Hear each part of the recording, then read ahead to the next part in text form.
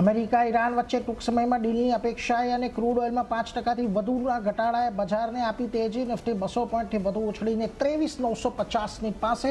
Bank નિફ્ટીમાં 800 પોઈન્ટથી વધુનો વધારો. મિડ કેપ અને સ્મોલ કેપમાં પણ સારી ખરીદી. ઇન્ડિયા વીક 7% ઘટીને 17ની નીચે.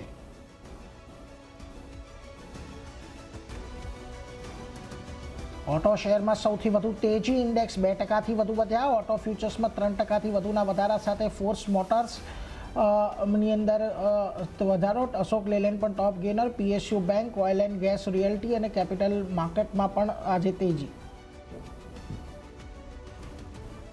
સીએનબીસી બજારના સમાચાર પર મોહર. જીવીએસ ફાર્માને ખરીદશે અનુપમ રસાયણ. બોર્ડે 74.2% સુધી હિસ્સો ખરીદીને આપી મંજૂરી.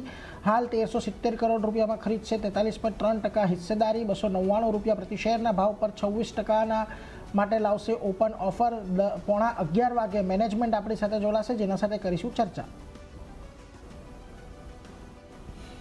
મજબૂત પરિણામોને કારણે આઈશરના શેરમાં તેજી. શેર લગભગ 5% વધ્યો અને નિફ્ટીનો ટોપ ગેનર બન્યો. હિન્ડાલ્કોના પણ સારા પરિણામ છતાં સ્ટોકમાં 2%નો ઘટાડો. ત્યાં જ એનટીપીસી પરિણામના આવક અને માર્જિન ઘટ્યા. નફો 15% વધ્યો.